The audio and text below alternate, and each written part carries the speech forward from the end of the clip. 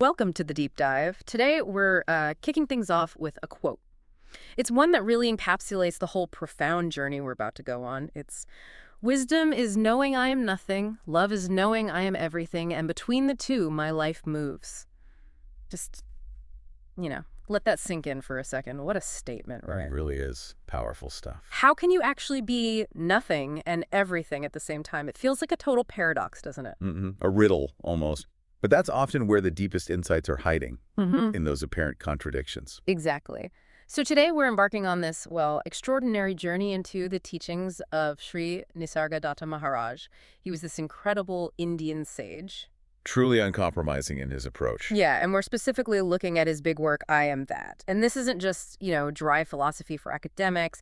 It's a really radical inquiry. It gets right into the heart of who you think you are. It really does. It's designed to challenge your most fundamental assumptions, maybe even dissolve them. It could genuinely open up a completely different way of seeing reality. And our mission here, in this deep dive, is to explore that path. It's called Jnana Yoga, the yoga of knowledge, or, wisdom. Jnana Yoga, okay. But here's the interesting bit. It's not about piling up more information, more facts, or complex theories. Not at all. It's more like a rigorous dissection, almost like spiritual surgery, cutting away illusion. Cutting away illusion. I like that. We'll unpack this radical non-duality, this idea of not two-ness, by looking at a whole range of sources. It's quite a stack. Oh, yeah. Like what? Well, we've got ancient Eastern wisdom, Buddhism, the Upanishads, the classics. Yeah. But also Western mysticism, figures like St. John of the Cross. Wow, okay. Bridging traditions. And even modern philosophy, looking at consciousness. What's really compelling is how all these different viewpoints from different times and cultures, they sort of converge. Converge on what, exactly? On this powerful idea that real freedom, true understanding, it doesn't come from building up a stronger ego, a better me. It comes from really looking at that me, questioning it, and maybe letting it go. Reevaluating the self. Dissolving it, even. Exactly. Pushing past those surface identities to uncover something deeper, more unified, that's actually already here, always present. So get ready, everyone listening, because this might stretch your mind a bit. In a good way, hopefully. Yeah. And these insights, they're not just for scholars in ivory towers or, monks in monasteries. They're for anyone who's just insanely curious about the big questions. Anyone who's ever asked, who am I, really? Right. Or anyone looking for genuine liberation from, the daily grind, the feeling of being separate and stressed out. This is about real understanding that could actually shift how you experience life. Absolutely. Actionable insights. Okay, so let's dive into this, the starting point. Every single one of us, we walk around with this really deep sense of I. It feels automatic, doesn't it? Completely. It's the voice in the head, the feeling of being me. Yeah, this distinct person. We define this I by, everything. Our name, our history, our job, our relationships, what we like, what we don't like, our memories. Our successes, our failures. All of it. And it feels so incredibly real. Solid. Like this is undeniably me. The center of our universe. But what if that's not the fundamental truth? What if this I, the one we identify with so strongly, is actually more like a construct, a mental model we're carrying around? That's the crucial first step, isn't it? Because it's fascinating how many different wisdom traditions, completely separate traditions, arrive at this same place. That the self is constructed. Yeah, that our everyday I, that sense of being a continuous person, is more like a temporary role we're playing, or maybe a vehicle. It's not the ultimate essence of who we are. A vehicle. Okay. Like take the seat of the soul. It puts forward this really interesting idea. It says the personality emerges as a natural force from the soul. From the soul. Yeah. And it calls the personality an energy tool that the soul adapts to function within the physical world. It's a persona of the soul, it says. A persona, like a mask. Kind of. And it's unique because each soul's energy is unique. But right away, that sets up a distinction, doesn't it? Yeah. There's the personality changing, temporary with its story, and then there's something deeper, the soul. So the personality is the tool, the instrument. Exactly. The soul's instrument for getting around in the physical world, like putting on a specific suit to do a specific job. Wow. Okay, so if I'm getting this I, my personality, it isn't the real me. It's more like a temporary tool for something deeper, the soul to interact with everything. That's the perspective, yeah. That's a massive shift. It means who we really are isn't defined by our job title or our family role or the stories we tell ourselves. Right. It suggests we can potentially detach from all that identification. And the fifth agreement, that touches on this too, right? Right. But maybe more bluntly. Huh. Yes, you could say that. It emphasizes this temporary, almost performative side of our identity. It says something like, now you know that all the acting you did your whole life was really for nothing. Ouch. For nothing. Because nobody perceives you the way you want to be perceived. And it adds, you can see that all the drama that happens in your movie isn't really noticed by anybody around you. Wow. So all that effort we put into crafting our image. It's largely an internal affair, according to this view.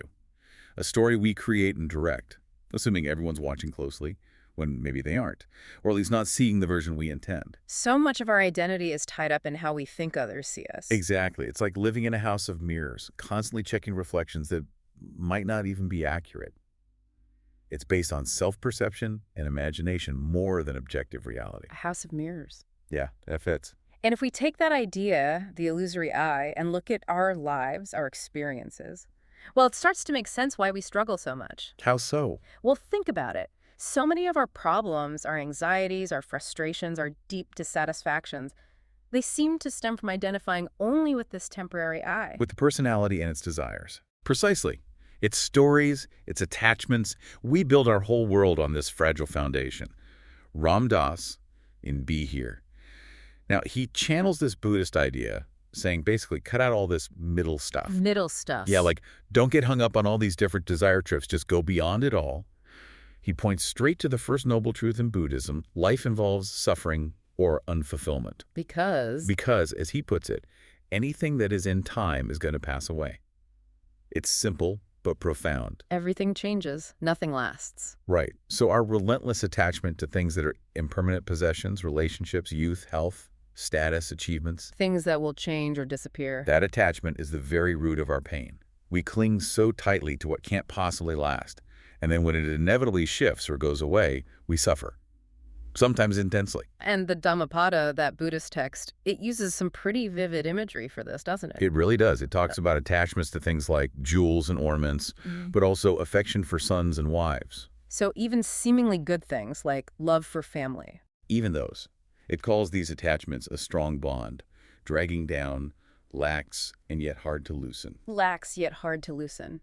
That's interesting. Yeah, it feels soft, maybe comfortable, natural, like affection. It seems flexible. But paradoxically, it's incredibly hard to break free from because it's woven so deeply into our emotional lives, our sense of self. So the teaching isn't don't love your family or don't own things. Not at all. It's not about becoming cold or rejecting life. It's about recognizing that even the best things can cause suffering if we cling to them desperately, demanding they never change. It's the clinging, the attachment, not the thing itself. Exactly. That attachment binds us, limits our freedom, keeps us stuck in that cycle of wanting, getting, losing, and then suffering again. Okay, so this raises a huge question then. If the personality, the ego, all these attachments, if they're temporary and maybe even the source of suffering, then what's left? Is there anything solid underneath? An inviolable core. That's the search, isn't it? Yeah. What remains? Well, Plotinus, the Neoplatonist philosopher, ancient Greek tradition here, he made a very clear distinction. Body and soul. Okay. He said the body has something like a shadow of soul. Yeah. Things like pain and taking pleasure is the business of the body. It's sensory, limited, changeable. Right. Physical sensations. But then he points to something else. Unaffected cognition. An awareness that observes all this. The observer. Exactly. It hints at a deeper self, something untouched by the fleeting sensations or emotions or even thoughts. It's the pure witness, distinct from what's being witnessed, like an inner sanctuary that's always there, always quiet. That quiet observer within. That resonates. And didn't the Stoics have a similar idea? Marcus Aurelius and those guys? They absolutely did. Centuries later, to different tradition, Roman Stoicism, they talked about the rational soul. A rational soul. And they said it's distinct both from the gross body and the animal soul, which is where they placed sensations, basic appetites, passions. So separate from the body and basic instincts. Yes. And they went even further. They called this rational soul a part of the divinity. Yeah, divine. So look at this pattern. Ancient Greece, Eastern wisdom like Buddhism, Roman Stoicism, completely different backgrounds, yet they all point to this inner core. A true self that isn't the body, isn't the emotions, isn't even the everyday thinking mind. Something pure, more lasting, maybe divine or transcendent. Precisely. It's a powerful convergence of thought. And The Untethered Soul, a more contemporary book, really hammers this home. It emphasizes separating the you that experiences from the you that observes. Witness again. Yeah. It says, to attain true inner freedom, you must be able to objectively watch your problems instead of being lost in them. Instead of getting swept away by them. Right. And then it says, the only permanent solution to your problems is to go inside and let go of the part of you that seems to have so many problems with reality. Let go of the part that has the problems. Exactly. That part is identified as the ego mind, the constructed I. It's not your true self. So the freedom comes from disidentifying with that problem-having part. That's the key. Yeah. Recognizing it as something happening within your awareness, not being your awareness. This objective watching, this witness consciousness, that's the way out of the ego's endless dramas. It allows us to see our true nature is the space where problems arise, not the problems themselves. You got it. That's the foundation. Okay, so if this conventional I, this personality ego thing, is often the source of suffering and isn't ultimately real, how do we get beyond it? This is where that first part of the quote comes in. Wisdom is knowing I am nothing. Mm-hmm. The radical part. It sounds, well, frankly, kind of terrifying, like wiping yourself out. Annihilation. It can sound that way, absolutely. But the text suggests it's more of a profound letting go. Intensely liberating, ultimately. Not becoming literally nothing, but dissolving the idea of a separate, solid self. Exactly. The idea that causes so much friction and struggle. It's often described as relinquishing self-centeredness, turning away from the ego's constant demands. Me. Stepping out of the center of your own drama. Yeah. Theologia Germanica, that Christian mystical text, puts it very starkly. It says, we cannot come to the true light, but by truly renouncing ourselves in all things. Renouncing ourselves in all things. That's intense. It describes a state where a person hath quitted all self, and me, and mine, and we, and ours, and the like, and these are departed. So letting go of ownership, possessiveness, Yeah. that whole me and mine thing. Right. It's not self-hatred. It's giving up the claim to exist as this separate, independent, isolated unit, recognizing that clinging to mine creates artificial walls that lead to pain. It's loosening the grip of individuality. That's tough, though, especially today, where everything's about building your personal brand, your identity. It runs counter to a lot of cultural conditioning, for sure. But look at Hermann Hesse's Siddhartha. He gives a powerful story of this. Right, his journey. Early on, he explicitly renounces everything: home, parents, possessions, even his free will, to become a samana, an ascetic. He went all in. But even that path eventually felt empty. Later, after trying the worldly life too, he hits this real low point. He feels encompassed by a deep sadness, felt death in his heart and horror in his chest.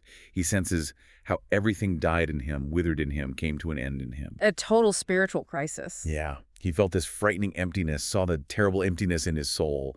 It's a raw, almost scary depiction of self-dissolution, complete disillusionment. But that emptiness, it wasn't the end, was it? No, and that's the crucial point. This profound, even frightening emptiness, it's not necessarily the final stop. It can be a vital, though maybe agonizing, step towards liberation. And emptying out before something else can enter. Precisely.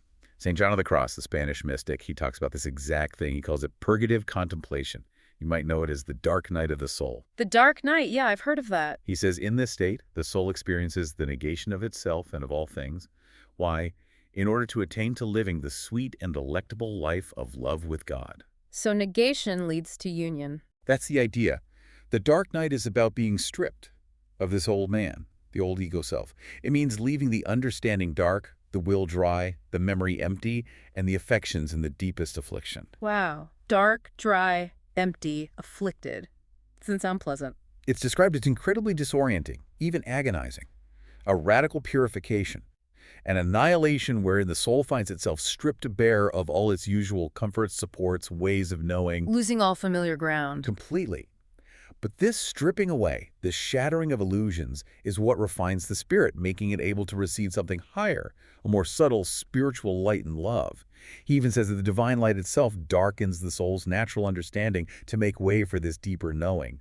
It's like a total system reboot. It definitely sounds like something you can't just think your way through. Or just grit your teeth and force with willpower. No, absolutely not. Our usual problem-solving tools seem inadequate here. We try to intellectualize everything, plan our way out. This sounds different. It demands something else entirely. And you're right, that's a critical point these sources make. the limits of reason and willpower alone. They can only take you so far. Exactly.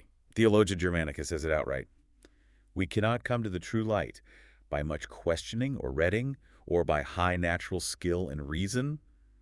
The intellect can analyze the self, but it can't really dissolve the self it's part of. It's like trying to lift yourself up by your own bootstraps. Kinda, yeah.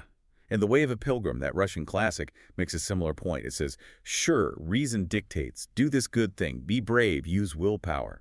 Standard advice. But alas, despite the best efforts, all this does not achieve its goal without constant prayer and the help of God that it invokes. So reason and will aren't enough. You need something more. Grace. Surrender.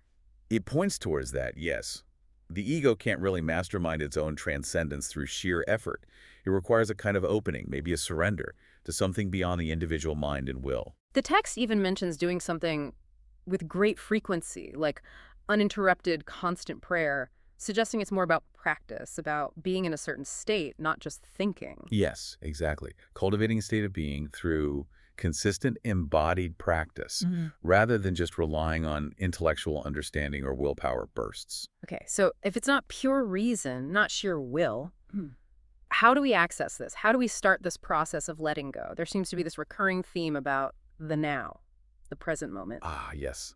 The power of the present, it's central. It's like all our focus on the future or regrets about the past just keeps us away from where the real action is, which is always here. Beautifully put. And it raises that question, where is this nothingness of the ego found? Where does this dissolution happen? Yeah, where's the venue? Well, C.S. Lewis, in the Screwtape Letters, writing from a demon's perspective, ironically offers this amazing insight. He, as the demon Screwtape, complained that God, the enemy, wants humans to focus on eternity itself, and to that point of time which they call the present. Why the present? Because, Screwtape says, the present is the point at which time touches eternity. And crucially, of the present moment, and of it only, humans have an experience analogous to the experience which our enemy has of reality as a whole. In it alone, freedom and actuality are offered them. Wow. The present is where time touches eternity, where freedom is actually available. That's the assertion. It's the only point of real contact with reality, where the illusion of the time-bound self can potentially dissolve into the timeless. The veil is thinnest right here, right now. And this isn't just theology or fiction. Sam Harris, in Waking Up, he talks about this from direct experience. He does, very clearly and powerfully. He states it simply. It is always now. The reality of your life is always now. Always now. And to realize this, he says, we will see, is liberating. In fact, I think there is nothing more important to understand if you want to be happy in this world. He argues we spend most of our time forgetting this. Yeah, overlooking it, fleeing it, repudiating it, stuck in wanting the future or regretting the past, which blocks real contentment now. But the really mind-blowing part is his description of meditation. Yes, his direct observation. He says, when I pay attention, it is impossible for me to feel like a self at all. Impossible to feel like a self. The implied center of cognition and emotion simply falls away, and it is obvious that consciousness is never truly confined by what it knows. And then this clincher. That which is aware of sadness is not sad. That which is aware of fear is not fearful. Whoa. The awareness isn't the emotion it's aware of. Exactly. That's a direct experiential taste of the nothingness of the individual self. The ego, the I, it dissolves when awareness rests fully in the present. What's revealed is this boundless consciousness, untouched by whatever passes through it. The silent space that holds everything. That's it. And that, right there, is the core of Nisargadatta's I am nothing. The sense of a separate, limited self just falls away. Okay, so we've explored wisdom is knowing I am nothing, the dissolution of the separate ego self, a profound emptying out. Letting go of the limited identity. So if that's one pole, then the other part of the quote, love is knowing I am everything, that must point towards something. Well, the opposite, something huge, universal, boundless. Exactly. It's the expansion that follows or coexists with that emptying, moving from the particular nothing of the ego to the universal everything of reality itself. From microcosm to macrocosm. You could say that. This everything speaks to the fundamental ground of being. A pure consciousness that is inherently free, inherently universal, all-encompassing. Consciousness itself is free. That's the idea. Waking Up puts it like this. It is quite possible to realize that consciousness itself is free, no matter what arises to be noticed. So awareness is free regardless of thoughts, feelings, sensations. Right. It's the underlying awareness, the pure knowing, that's independent of its contents. It's the unchanging canvas, totally untainted and unlimited by whatever picture appears on it. The canvas isn't the paint. Precisely.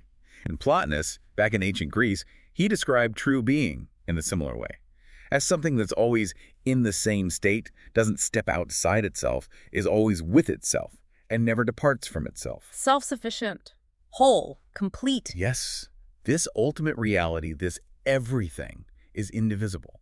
It's the source and the substance of all that exists, the field of awareness from which everything arises. So hang on, this isn't just about my consciousness, like my personal thoughts and feelings separate from yours or anyone else's. No, that's the crucial leap. It's about consciousness with a capital C, a universal awareness that underlies and is everything. You've nailed it. That's a core tenet of non-duality. No ultimate separation between individual awareness and universal consciousness. Wow, that changes, well, everything. Our relationship to reality, to each other. It fundamentally does, if the I isn't isolated, but just an expression of this larger everything. And the Tibetan Book of the Dead, that speaks to this too. Very directly. It talks about recognizing the indivisible union of the realization of emptiness and the realization of perfect awareness. Emptiness and awareness united. Yes. And it says that in this state, you see that mind and phenomena are atemporally manifest Buddhas, meaning mind and everything we perceive aren't separate from this enlightened, perfect, boundless consciousness. They are its immediate, timeless expressions. So everything is already enlightened, already perfect? According to this view, yes. But then it adds the kicker. Due to our ignorance, we have not understood this to be so. It's our perception that's limited. Our conditioned, dualistic way of seeing splitting reality into self-other, mind, matter, good, bad, that's what hides this inherent perfection. It's not something we need to create. It's something we need to recognize as always already the case.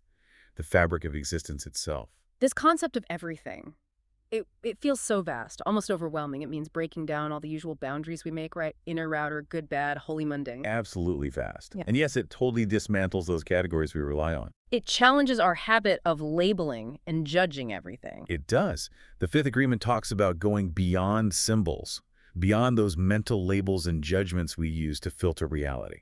And what happens when you go beyond symbols? It says, what you find is a world of perfection, where everyone and everything in creation is perfect. Everything is perfect. Even anger, drama, lies. Even your anger, your drama, and your lies are perfect, because only perfection exists. That's the radical non-dual view. All judgments dissolve.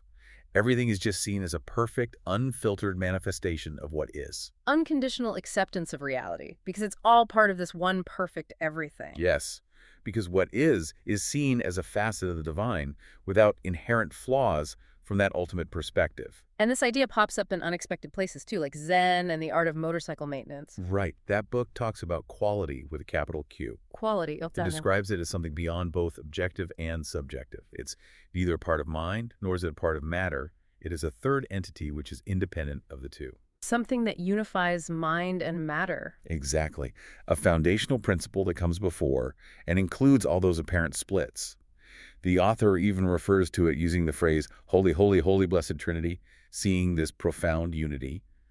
It's the essence of that everything being inherently whole, inherently quality. Wow. And conversations with God. That's even more direct, isn't it? Extremely direct. It just lays it out. We are all one. There is only one of us. You are not separate from me, and you are not separate from each other. No separation, period. And our reality is a co-created reality. Then it introduces this fascinating idea, the divine dilemma. The divine dilemma? What's that? It suggests that to remain in the state of sublime, no thing, or oneness with the all, would make it impossible to be there. Wait, you can't be in oneness if you stay in oneness. How does that work? The book explains that which is cannot be, except in the space of that which is not, meaning the very experience of oneness paradoxically seems to require the appearance of separation, of not oneness. So duality is necessary to experience unity. That's the profound implication. We journey, it says, from knowing to knowing again, from being to not being to being again, from oneness to separation to oneness again, in a never-ending cycle. A cosmic dance between the two. Exactly. So apparent separation isn't necessarily an error. It might be the necessary condition for the dynamic experience and knowing of the oneness it temporarily veils. Okay, that's a mind bender. Separation as part of the dance of oneness. But It's this everything, this oneness. It doesn't mean everything just becomes a homogeneous blob, right? Like all individuality gets wiped out. No, absolutely not. That's a common misunderstanding. Like everything turns into vanilla pudding. Haha, right. No vanilla pudding. It means everything, in all its incredible diversity, is included in the oneness, seen as part of the unified whole. Individuality isn't lost, just seen in context. Exactly, as a unique wave on the single ocean. Siddhartha's experience by the river after his dark night illustrates this so beautifully. What did he experience? He hears the river's voice and sees all these images. His father, himself, his son, Kamala, Govinda, countless others merging into each other, becoming the river itself. All headed towards the same goal, the river embodying all their longing, desire, suffering. All the individual stories flowing into one current. Yes. All the unique forms, with their joys and pains, merge into the single continuous flow. The river is the journey and the destination. It shows how the larger pattern that holds us all together goes on, embracing infinite diversity within its fundamental unity. The forms change, the individuals flow, but the river, the essence, remains and holds it all. Precisely. Like a symphony, countless different notes and instruments, but all part of one single harmonious reality. Okay, so we've unpacked wisdom is knowing I am nothing, dissolving the ego, Right. and love is knowing I'm everything, realizing universal oneness. But Nisargadatta's full quote says, between the two, my life moves. So how do we actually live there? In that dynamic space between nothing and everything. That's the million-dollar question, isn't it? How do we bring this down to earth? Yeah, integrate it into daily life. Relationships, work, traffic jams. The quote specifically says, love is knowing I am everything. So what does that love look like practically? It's the practical application, the embodiment. If we truly start to recognize ourselves in everything, grasp that fundamental interconnectedness, then a different kind of love naturally arises. Not just sentimentality. No, it's deeper, more of a state of being and orientation. Theologia Germanica describes it as a state where you no longer will or love anything except that which is good, because it is good, and for no other reason than that it is good. Loving goodness for its own sake. Yeah. Not for love of the I, me, mine, self, which is the ego's motivation, what's in it for me, but for goodness is goodness.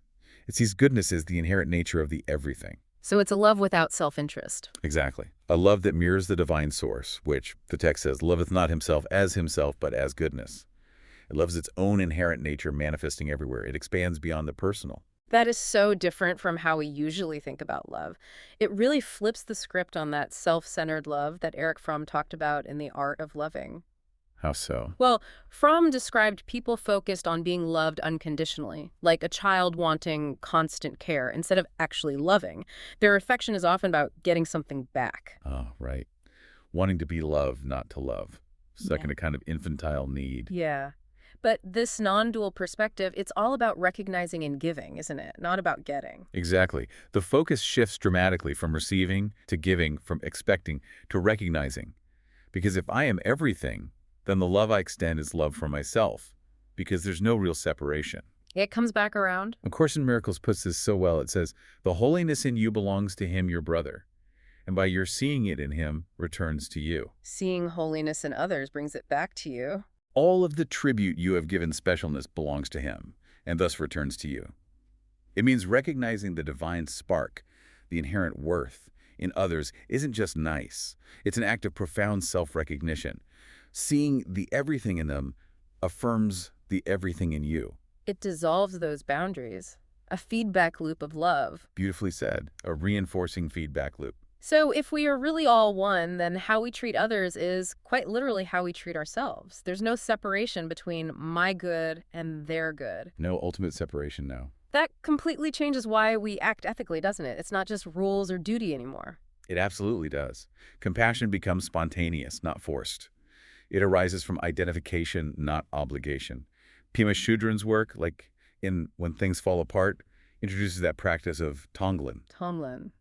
Breathing in pain, breathing out relief. Exactly. You consciously breathe in that person's pain and send out relief. It's not just thinking nice thoughts, it's actively engaging with suffering. How does she frame it? She suggests using our personal stuckness as a stepping stone to understanding what people are up against all over the world. So you breathe in for all of us and breathe out for all of us. Turning personal suffering into compassion for everyone. Yes. Use what seems like poison as medicine. using your own pain, which comes from that illusory separate I, as the pathway to universal compassion, which is the expression of everything. It's like an alchemy of suffering into love. That act of compassion, it makes me think about our power, our role in actually shaping this reality we share. Ah, yes. Co-creation. If we're all part of this everything, then our choices, our thoughts, our words, they must ripple out, right? Right. Affect the whole thing. Absolutely. The responsibility that flows from realizing oneness is immense. Conversations with God states it very directly. Whomever you choose to be, whatever aspect of divinity you wish to be, that's who you are. We choose who we are. And crucially, our reality is a co-created reality. We're not just passive victims or bystanders. We are active participants in creating the world we experience moment by moment. That's huge freedom, but also huge responsibility. Immense. And the fifth agreement ties this creative power directly to our words and intentions. It says, you are the creator of your own life story.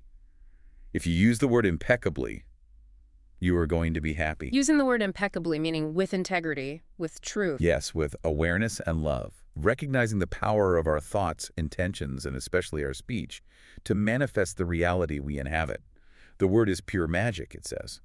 When used consciously from this place of oneness, it transforms not just our personal world, but the collective reality too. So it sounds like this whole path, living between nothing and everything, it isn't about reaching some static, perfect end state like, okay, I'm enlightened now, I can relax. No, definitely not depicted that way. It's more like a continuous Yeah. dance, a constant unfolding. That's exactly the feel of it. Between the two, my life moves. That moves is key. It's dynamic. It's not about picking one side, nothing, or everything, but embodying both, seeing their interdependent truth. Living the paradox. Yeah. Zen in the Art of Motorcycle Maintenance has that wonderful line. To live only for some future goal is shallow. It's the sides of the mountain which sustain life, not the top. Here's where things grow. Ah, the journey, not just the summit. Exactly. The path itself, the ongoing inquiry, the letting go, the recognizing of oneness, the living with compassion that is the richness, that's where the growth happens. The goal isn't some fixed point in the future.